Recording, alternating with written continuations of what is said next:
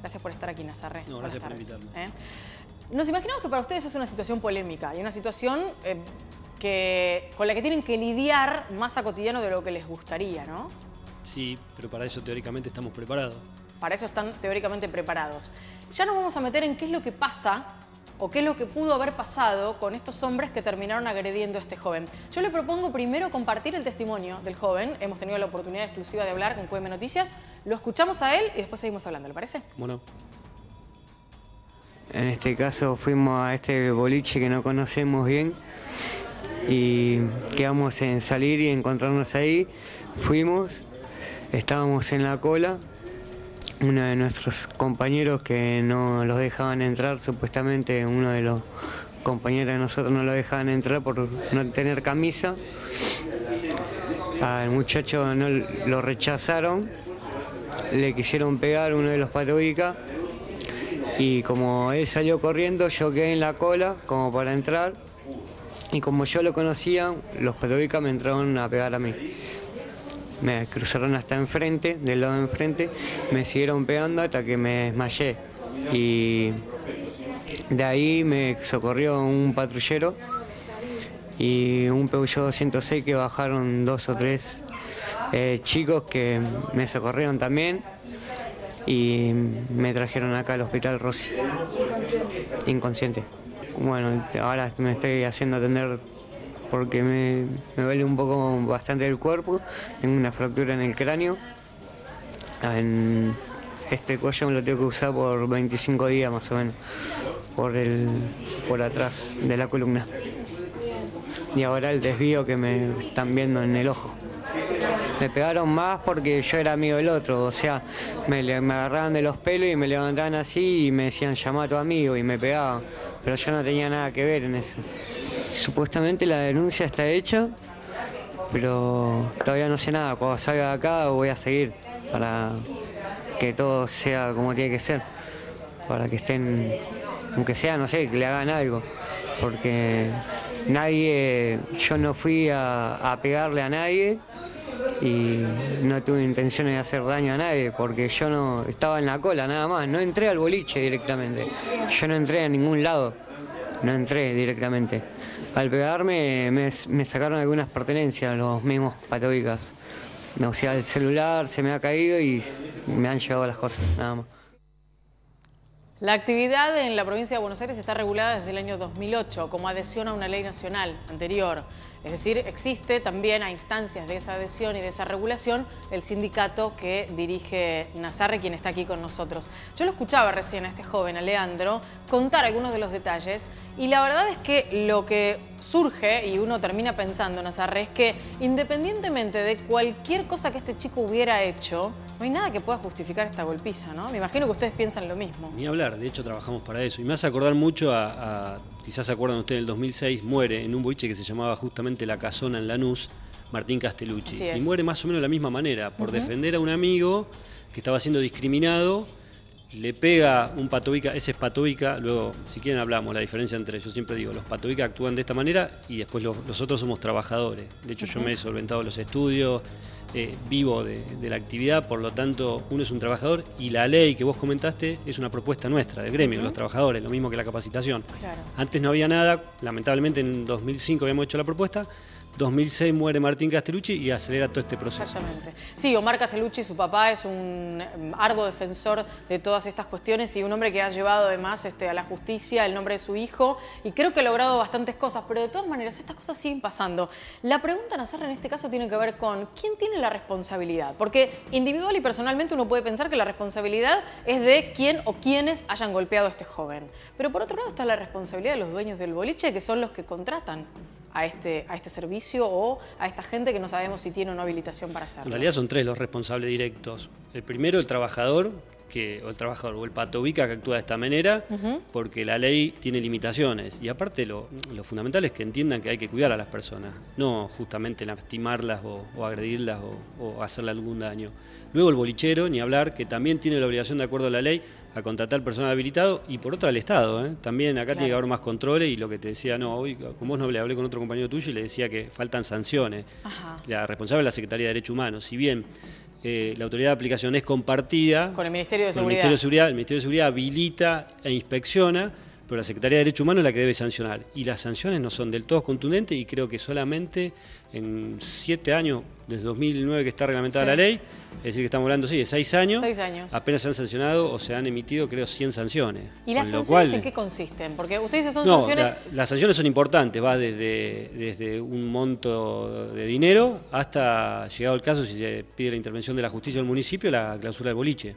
La clausura del boliche. Ahora, en responsabilidades penales, para alguien que lleva adelante una golpiza de estas características, Martín Castellucci murió, lamentablemente. Sí. Este joven puede contar su historia y contar lo que pasó y dar detalles de lo que pasó.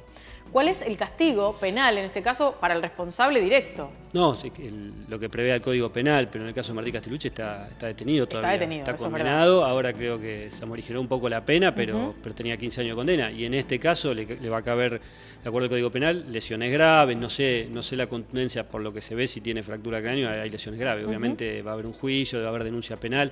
Yo traté hoy de hablar por lo menos con el delegado acá de La Plata, porque si bien el gremio, y yo personalmente vivo acá y empecé trabajando acá, el gremio es nacional. Entonces hablé con el delegado acá y no se pudo contactar, hay un silencio de radio de lo que sería el dueño del local.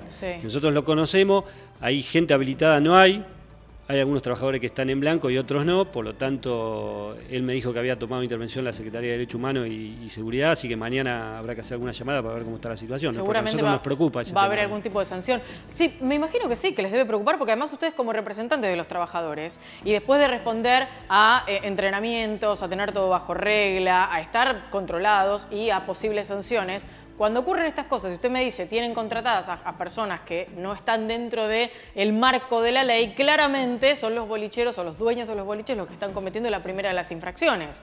Digo, podría no haber pasado nada, pero de todas maneras ellos cometen una infracción al contratar a alguien que no está dentro de los parámetros de la ley. Totalmente. Aparte, la ley es concreta y específica. Tienen que tener la capacitación, un examen psicológico, un libre antecedente y está registrado en el Ministerio de Seguridad que le da una credencial. Deberían tener la credencial.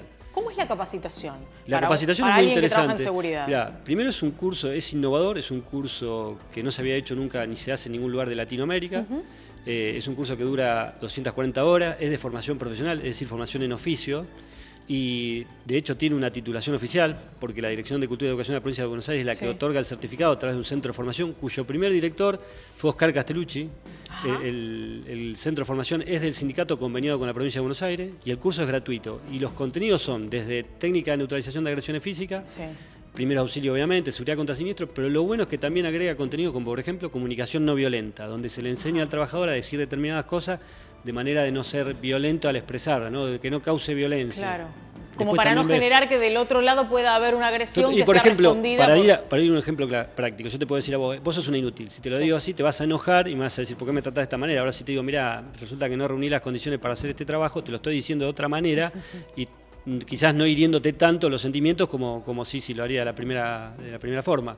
Y es un poco lo que se trata de transmitir, y de hecho yo lo viví personalmente, el 95% de los problemas en una situación de este tipo lo solucionás hablando. Luego hay situaciones que se desbordan porque convengamos que hay consumo de droga, hay exceso de consumo de alcohol, entonces eso hace que las personalidades por ahí a veces, si son violentas, se tiendan un poco a ser más violentas y eso genera situaciones de riesgo. Ahora, el consumo, por ahí no pienso en el alcohol porque están trabajando y supongo que será como un servicio en el caso de las fuerzas de seguridad, pero el tema del consumo de drogas, ¿es solamente del lado de los jóvenes o también del lado de quienes trabajan fuera de la ley? Totalmente. En términos de seguridad? No, el consumo, mirá, lo bueno de esta actividad que también por un lado ordenó ese tema. Por ejemplo, había boliches, y te hablo del conurbano, en La Plata es más difícil, cuyos titulares vendían droga. Entonces vos al formalizar... Los dueños de los boliches. Sí, y hay dealers. Yo de hecho conocía a los dealers y uno hablaba con la policía.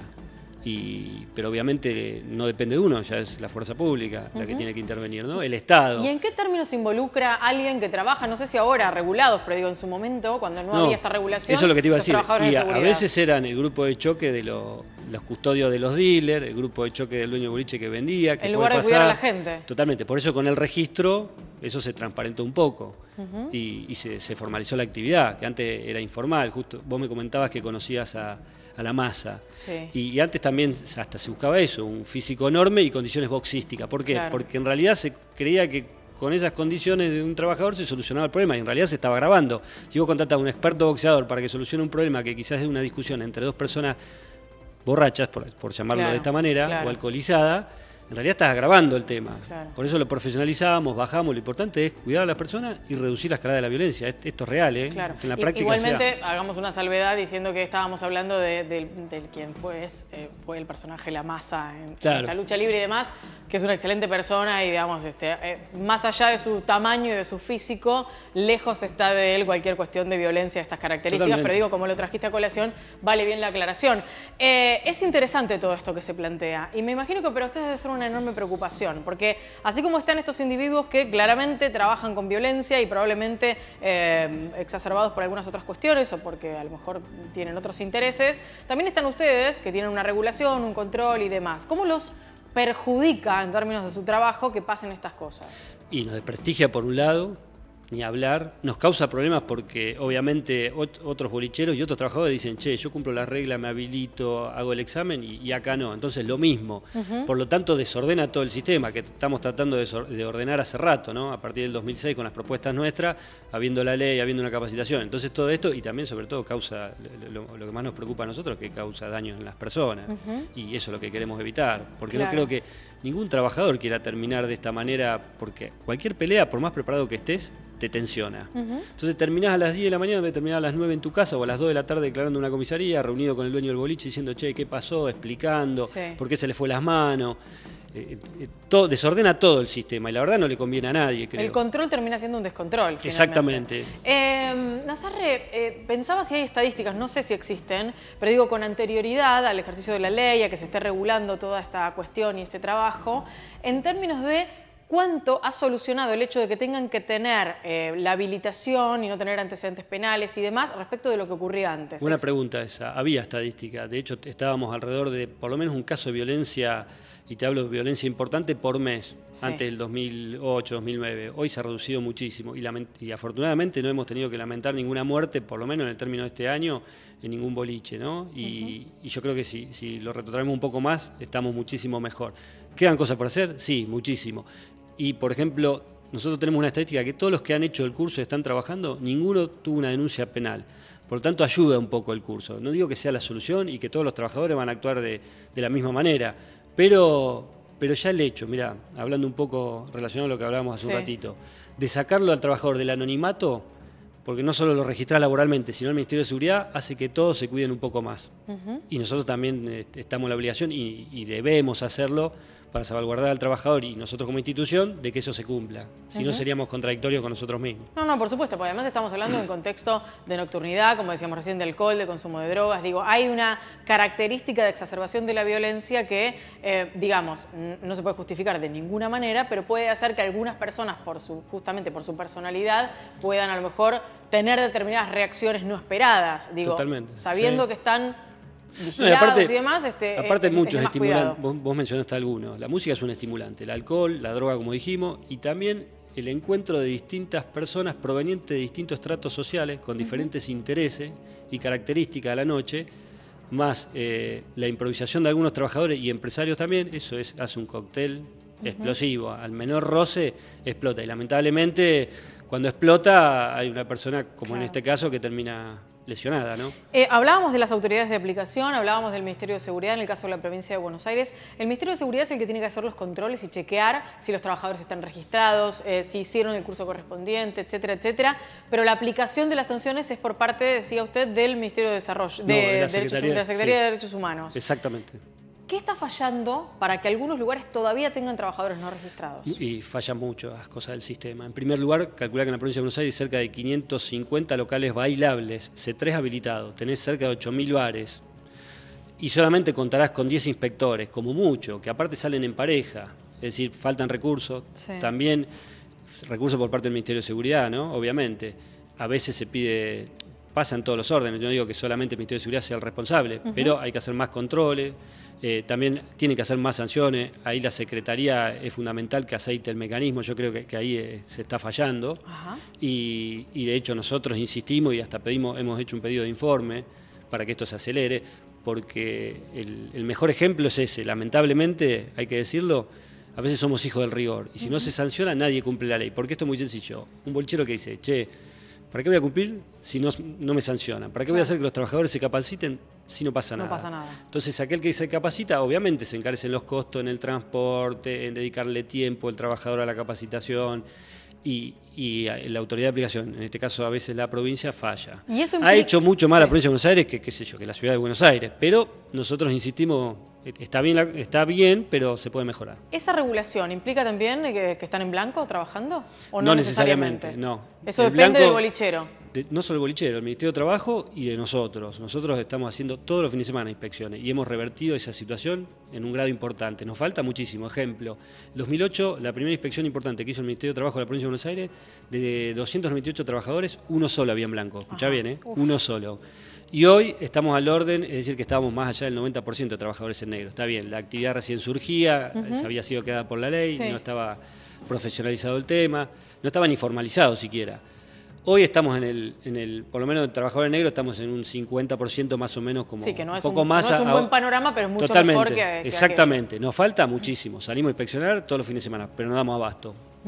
Necesito que hablemos también un poco de los dueños de los boliches, porque la realidad es que hay todo un mito circulante que quienes hemos salido o seguimos saliendo o vamos a lugares nocturnos sabemos que existe, y que es el famoso derecho de admisión, que es tan subjetivo como decir que algo es lindo o feo, básicamente, ¿no? Que tiene que ver con la ropa que viste un joven cuando está por entrar al lugar, con si hay o no un código de vestimenta para ingresar a un determinado lugar, que uno puede, porque tiene por supuesto el derecho a admitir a determinadas personas dentro de su lugar, ponerlo en claro y a partir de eso la gente que concurre saber que para entrar a un lugar, por ejemplo, debe usar zapatos.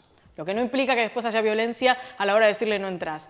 ¿Qué es lo que piden los dueños de los boliches cuando intentan que determinadas personas no ingresen a sus lugares? Digo, ¿hasta dónde llegan a la hora de decirles, vos andá hasta allá, hasta acá, hasta este lugar? Esto está permitido para mí como dueño de este lugar. Bueno, mira, yo te cuento, vamos a tocar tres temas. Primero, el derecho de admisión. El derecho de admisión surge del derecho de propiedad. Para que la gente lo entienda, es, por ejemplo, en tu casa, se produce la violación de domicilio cuando una persona entra, obviamente, sin tu autorización. Así es. En un boliche funciona distinto. Acá no vamos a explicar los tecnicismos, pero hay personas como Soler, que ha escrito, que son penalistas muy famosos, pero en un boliche se produce a la inversa. Vos entrás al local bailable, al local de entretenimiento, un recital, un cine. Sí.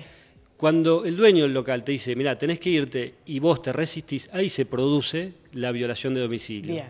Entonces, si en vos el te momento resistís, en el que te piden que vos te retires del lugar. O que no entres por esto que decías por vos. Alguna pero razón, digamos. Es verdad que antes, ahora hablamos del segundo tema, antes era muy subjetivo. A mí me lo han dicho. Yo trabajé acá en La Plata, en un boliche, y vino el dueño un día y me dice, che, que no entren los negros. Con lo cual le dije, che, si no entran los negros, el primero que se tiene que ir soy yo. Además, ¿cuál es el perdón, no digo esto claro, en términos muy crueles y real, muy cruentos? Digo, ¿cuál es el parámetro? ¿No? ¿Quién es el que decide quién está de un lado o del otro? Nosotros con la ley, lo que hicimos, porque está previsto, se tienen que poner, a partir de la 26370, los impedimentos de admisión y permanencia, que están establecidos algunos mínimos en la ley, y después tenés que aclarar el tema de, por ejemplo, que no entren con zapatilla, que la entrada, el valor de la entrada. Sí. Eso se cumple a medias. ¿Por qué? Porque la autoridad de aplicación debería controlar esto. Y el otro tema, que tenía que ver con esto, volviendo un poco a la subjetividad, hoy no pasa tanto. ¿Pero por qué? Porque también los trabajadores se han capacitado. Antes discriminar, discriminar. Si venís vos, si yo digo no pueden entrar con zapatillas y prohíbo la entrada de todos, cuando viene el dueño y te dice que también pasa, che, que entre que es mi primo, porque yo lo he vivido. Claro. Si vos rompes, digamos, si lo haces entrar al primo de él con zapatilla, ahí sí estás discriminando al resto, porque no aplicás el artículo 19 de la Constitución que dice que ante la ley somos todos iguales. Estás haciendo una excepción. Ahí se produce la discriminación, que con la ley tratamos de evitarlo, pero pasa. Y muchas veces los trabajadores no tenemos las herramientas, por eso la capacitación. Porque a mí me ha pasado, y esto es literal también, hace 5 años atrás vino un trabajador que no tuvo la suerte de pasar por la facultad, en ese momento no teníamos curso, te hablo más, 7 años atrás.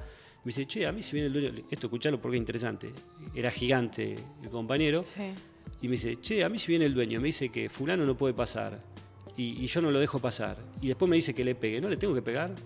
A lo cual le tuve que explicar a mi compañero que la obediencia de vida se acabó hace tiempo. Como si fuera una orden directa que uno tiene que cumplir sin cuestionar absolutamente nada. Ni siquiera cuestionarse uno mismo, no sé, desde sus principios. Totalmente, pero esto pasa, obviamente que ahora no pasa tanto, por lo que te decía, se ha formalizado la actividad, se ha profesionalizado, pero antes pasaban estas cosas. De hecho, literalmente hace 10 años atrás, o más, 15 años atrás, el mejor trabajador era el que más pegaba, más dotes boxísticos tenía. Y entonces, digamos, hay mucho todavía por hacer, que esto es parte de lo que queda claro a partir de la charla y de la conversación que venimos teniendo. ¿Cuál es el próximo paso, digamos? ¿Cómo se sigue a partir de este episodio? En esto puntual, pero digo, en el resto de los controles, porque me imagino que esto debe generar también una suerte de estampida a la hora de decir, bueno, vayamos a buscar qué lugares están fallando, dónde hay trabajadores que están fuera de reglamento, ¿no? Digo, me imagino que esto debe suceder inmediatamente después de un episodio así. Exactamente. Esto, lamentablemente, por el chico este que fue golpeado, pero esto ayuda también. ¿Por qué? Porque si no, yo no estaría acá. Si no, seguramente voy a salir de acá y me va a llamar todo el mundo, como suele pasar. Todo el mundo, digo, autoridades. Claro. Y te van a decir, che, estuviste un poco duro con esto. Y bueno, hay que hacer más controles. Sirve, porque aparte esa es nuestra función. Nosotros somos un grupo de presión. Como sindicato somos una estructura que tiene que presionar. Y nosotros queremos que cambie eso. No porque no, tampoco tenemos temor a que haya tanta seguridad que nos quedemos sin trabajo, porque siempre vamos a estar haciendo este trabajo. Pero sí quedan muchísimas cosas por hacer. El segundo nivel del curso previsto en la ley, la tecnicatura. Trabajar más con asociaciones, por ejemplo, nosotros tenemos muy buena relación con Familias por la Vida, que son las víctimas de Cromañón, y trabajamos de cerca. Hay que hacer observatorio de nocturnidad, entre otras cosas, porque también no solo nocturnidad, en un recital como los que se llevan acá adelante en el Estadio Ciudad de la Plata. Que son temprano, que son de día. Y totalmente.